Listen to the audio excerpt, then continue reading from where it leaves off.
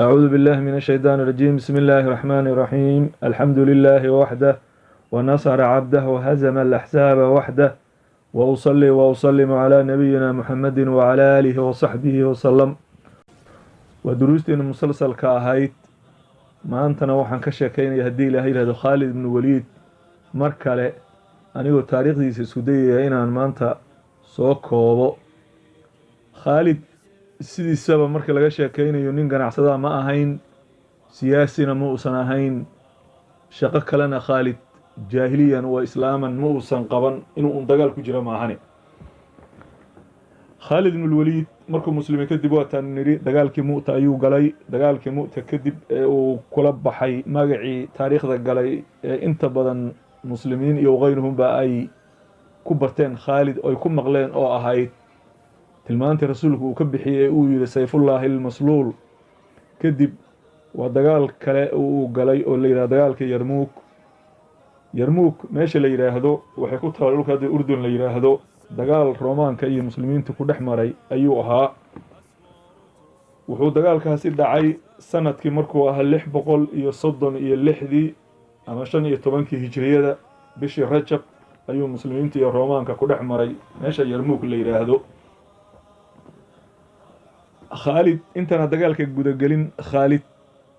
xilliga Abu Bakar nabiga kaleey salaatu wasalaam 2 sano kadib markuu Khaalid muslim ahaa ayaa nabigu Ilaahay u afsaday xilka muslimiinta waxa la wareegay Abu Bakar marka Khaalid u diray dhulka la yiraahdo Faris. dagaalada ay kula jireen Faris ayuu dhowr dagaal Khaalid galay isagoo halka jooga. isla markaasna dagaal baa Shaam ka socday oo muslimiintu iyagoo dad yar ah 10 sanana marka dawlad ah ayay waxay waajaheen oo dagaal kala hortageen labadii imberadoriyadood ee adduunka ugu weynaa oo ahayd Furus iyo Roomaanka oo dhowr kun sano ama iyo wax ka badan ba dawlad ahaa ayay hal mar dagaal ku wada qaadeen. 25 sano gudaheed ayayna ku soo afjareen dhammaan dhulkii oo dhan ay ka xoreeyeen. لأن رومانكو شام إلا وغوية أفريقيا إلا مصر دولكا سو دن رومان با هيستي دغالadaas marka laga madeyn ila dhulkii oo dhan ila waqooyiga Afrika meel walba laga xoreeyay. Khaalid marka muslimiinta marka culays xoog leh ayaa waxa ka soo fuulay xagga Roomaanka. ciidanka muslimiintuna marka waxay ahaayeen 27,000. Khaalid Furusna marka waxa jooga ciidan lagu qiyaaso ilaa 18,000. Abu Bakar baa marka u soo qoray warqad oo yiri ka gaar ciidanka Abu Ubayda ee jooga Shaam ilaa 9,000 oo ciidanana muxuu ah ka kaxay ciidanka 9,000 buu Khaalid la tagay 9,000na Furus ayuu kaga tagay oo dagaaladii sida u sii waday. Khaalid dagaalkaas markuu intuu sa tagin nimanka Roomaanka la yiraahdo tira ahaan waxay ahaayeen 240,000. muslimiintuna macal Khaalid intii uu watay iyo intii hore u joogto marka la isku daro waxay ahaayeen 36,000 ayaa waxay waajahayaan 240,000. waa ciidan 10 sano dawlad ah iyo ciidan kubanaan sano dawlad ah adduunkana marka dawladii ugu weyneed ahayd uguna xoog badnayd. Ilaahay qofku guusha siinayo ayaa guuleysanaya. guushuna kuma xirra tiro iyo muxuu ahaa cudud military ee waxay ku xiran tahay inta badan nasriga uu ku yimaada sida Ilaahay subhanahu wa ta'ala aad ugu kalsoon tahay iyo waxa aad ku dagaalamay inay yihiin manhajka Ilaahay subhanahu wa ta'ala raalli uu ka ahaa. taa un baa guusha lagu helaa inta badan iyo caqiido iyo iimaan saafi ah oo ka barax la kufri iyo gaalnimo iyo shirki iyo wax lamida iyo nin jeclaysi iyo masaalix in loo dagaalamo. waana marka Khaalid dagaalkii intuu soo bilaaban markuu ciidankii la dhaqaaqay nimanka Roomaanka la yiraahdo waxay iska fiirinayeen jihada koonfureed laana degmada iyo deegaanku dhanka koonfur oo Urdun iyo dhulkaas aad baa wuxuu ahaa dhul muxuu wabiyalo maaragtay degmadu ku badan tahay. laakiin dhanka koonfureed oo Ciraaq iyo Shaam u dhaxaysay oo la Sahara meesha la yiraahdo Saawa muxuu ahaa waa meel bahagooya oo aad khatar u ah. waxaa la sheegay ilaa 900 kiiloomitir inuu u dhaxeeyay dhulka Ciraaq iyo Shaam u dhaxeeya in lagu qiyaasay ilaa 900 kiiloomitir. 900 kiiloomitir waa dhul saxara ah oo bini aadan wax mari kara aysan jirin ciidan inuu maro iska dhaafe dadkuba aysan marinba dad iyo dunyaba dad iyo xoolaba wax mara lama arko khaalid ibn alwaliid wuxuu sameeyey ciidanka ayuu halkaa mariyey waa lagala taliyey khaalid ka daalayay kama daynaya ayuu yiri wuxuu go'aansaday marka inuu halkaa maro hamaray marka wuxuu sameeyey khidad cusub oo aan hore loo aqoonin geeli ayuu wuxuu sameeyey intuu gaajaysiiyey ayuu markaa hal mar biyihii ku sii daayey geela iyagoo caloosha ay qatan tahay oysan dhowr maalmood biyo cabin marka ay biyihii cabeen biyo fara badan bay marka geeli ay cabeen geeli marka waxaa dhacday inuu soomiyey uu markaa kadib uu dhaqaajiyey intuu marka meeshii lama degaanka uu marayey geela ayuu u qalaa geela markuu qalo waxaa caado ahayd geelu calooshiisu aad bay u weyn tahay biyaha uuska ku jira ayay biyana ka dhiganayeen hilibna ka dhiganayeen marka sida ayuu xoolihii qaarna u qalayey biyana uga siinayey uga waraabinayey si lama filaan ah oo muddo hadda 900 kilomitir bardhulka inta leega eeg oo saxara ah 5 maalmood iyo 5 habeen ayuu marka ku gooyey muddo 5 maalmood ila 5 habeen ayuu ku jaray masaafo wax bani aadan ah oo ku gooy karaan gawaarida hadda dadka xataa hadii baabuur leeyahay lagu maro yaaba laga yaabaa in 2 maalmood 3 maalmood ay qaadato maanta marka mujiso ahaa adigu markii dambe ciidanka ayuu haleelay ciidanka marka Abu Ubayd ibn al-Jarrah ayaa marka muxuu ahaa taliye ka ahaa Abu Ubayd marka waxa la sheegay inuu iska casilay kadib xilki Khalid ba ciidankii iyo dagaalgelintii la wareegay sida ay tahaba Khalid muxuu ahaa dagaalkii ayuu marka waajahayaa dagaalku sidaan sheegnay labada ciidan 240 ilaa 36 bay kala ahaayeen intaan dagaalku bilaaban ayaa generaalkii ciidanka watay Roomaanka oo la dhihi jiray Mahan ayaa ninkii Hiraqle la yiraahdo oo dawladda Roomaanka haystay wuxuu u keenay lacag 200 kun hogaamiye kastana wuxuu yiri waa inaad siisaa Mahano 100 kun calo shaqaystayaal ay ahaayeen waxay ka koobnaayeen ciidamada Roomaanka 240 kun wadanka Ruushka niman la yiraahdo muxuu ahaa Greega iyo Armeniyiin iyo niman la yiraahdo Qariim iyo Sulaaf waa uun kulay qabaa'il dhulka deganaa oo gaala ah iyo carabtii kristaanka ahayd intaasay ka koobnaayeen iyo Roomaankii Ruush iyo Sulaaf iyo Qariim iyo Roomaan iyo Greeg iyo Armeniyiin iyo Carab Nasaara ay ahaayeen maahan wuxuu yiri Khalid ibn al-Walid ayuu rabaa marka inuu niyada ka jabiyo intaan dagaalku bilaaban wuxuu yiri Khalidow waxa dhulkiina idinka keenay waan ognahay waa gaajo iyo muxuu ahaa iyo rafaad iyo nolol xumo iyo dhar la'aan dharna waan siinaynaa qof kasta oo ciidankaada kamidina 10 diinaar aan siinayaa sanadka markii la gaarana intoo kale ayaan muxuu ahaa siinayaa raatib waxaan ka dhigayaa mushaar joogto ah dharna waa siinaya cuntana waa siinaya iska laabta kulli dib baa idin hayee naftiina ha lignini Khalid marka hadalku yiri balagay فقال خالد وحيري أنه لم يخرجنا أيون من بلادنا ما ذكرت وحا شيكت أنك مقالوين كين يدول كين نجم كين أيوير قاعدة شيكت يا وحا المات نجم كين بويري غير أن قوم كليا وحا ماشى أني مدبوين إن أنه يقولوا نشرب الدماء دي قعبة وأنه بلغنا أنه لا دم أديم من دم الروم وحنا نسوق قاري ديك غير الروم ديك كان وقالي سنقوه نكسن إنه يحي إذن إن عبنا عيارنا ديك إنه ما دام هو يحي ديك بني آدم كجر ديك وفي عن ديك إنه يحي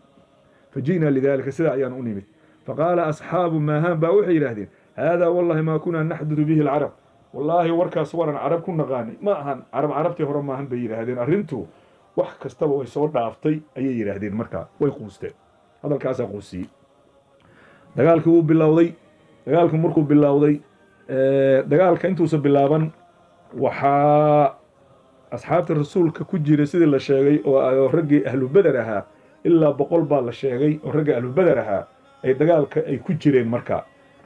rag la yaabo ayay ahaayeen oo de ahlu badar waatu ilaahi subhanahu wa ta'ala quraankiisa in badan oo ku amaanay sunnada nabigana in badan fadligooda iyo wanaagooda lagu sheegay waani marka dagaalkii waa uu bilowday istaraatiijiyad cusub ayuu Khalid keenay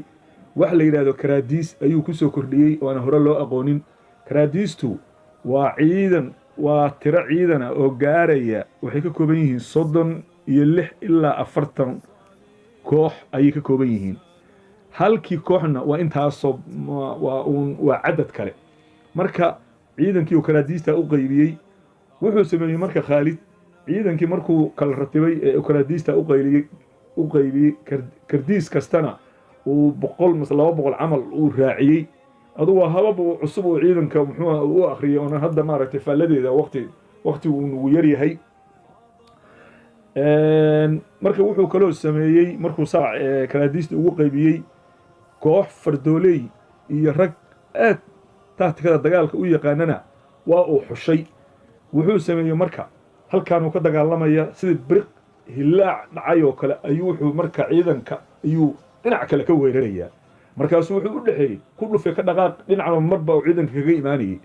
qaabka noocaas oo qofka la mashquuliyo intuu mashquulinayana muxuu ahaa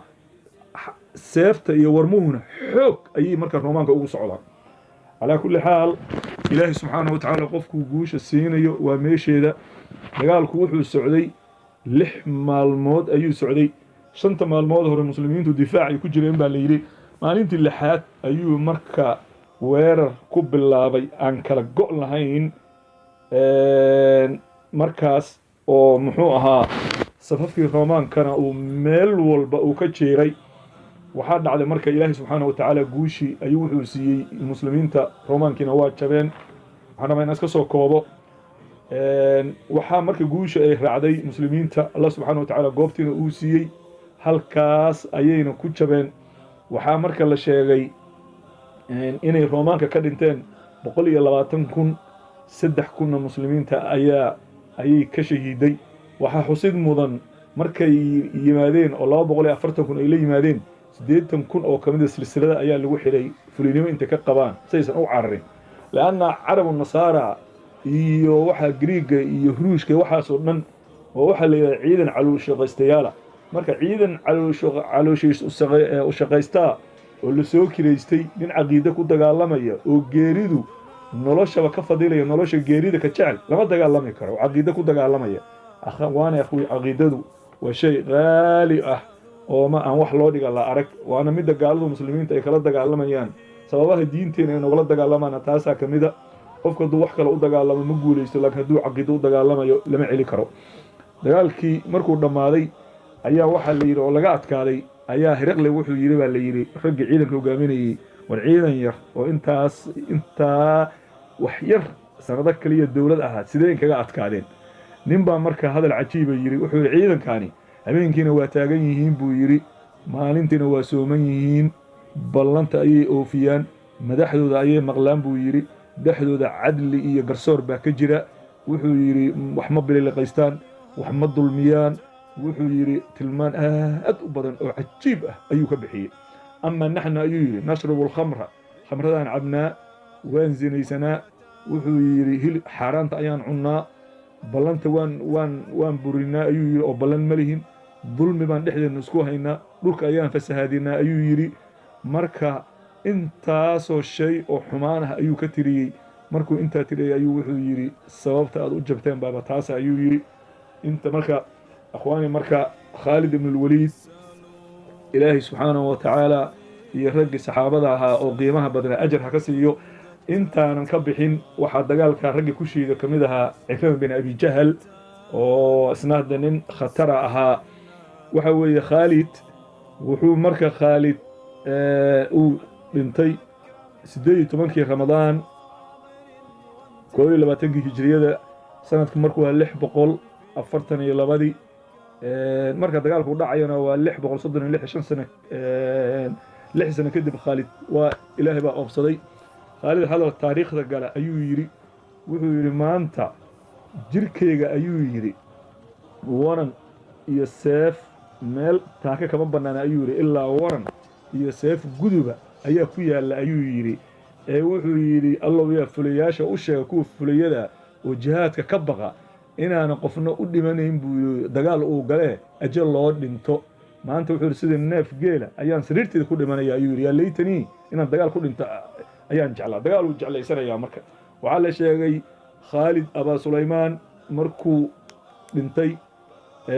in laga dhaxlay faras iyo seef wax kale oo maal kama tagin ninka taariikhda muxuu ahaa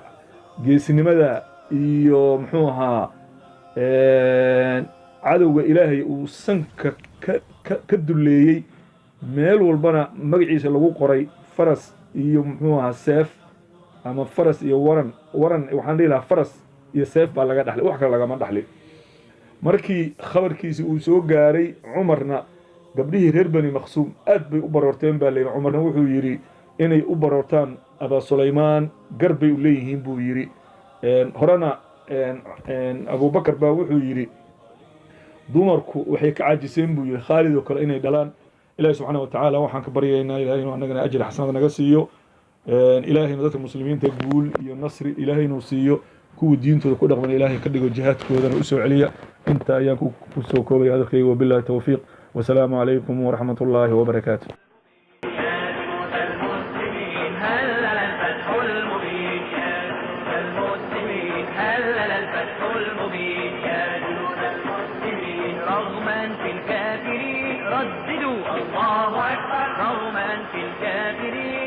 رددوا الله أكبر رغما في الكافرين رددوا الله أكبر نحن إن الجن وإن دم فجنة النار